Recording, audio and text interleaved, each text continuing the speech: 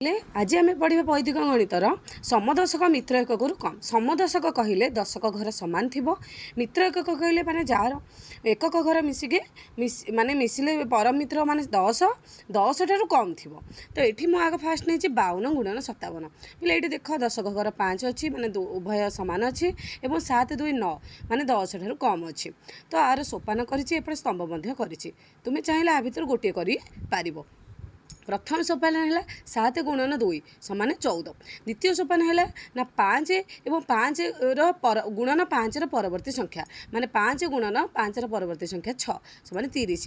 तो एठो आम 50 फेड़ा पे कहीं फेड़ा ना तृतीय सोपान यहाँ ना ये टोटाल गुणफल आम कौन करवा ना ये पे दशक घर 5 अच्छी तेणु 5 गुणन 1 कहीं 1 करागला ना 7 2 के 9 10 ठार के कम 1 कम तेणु 5 गुणन 1 गुणन 10 समान 5 के 5 माने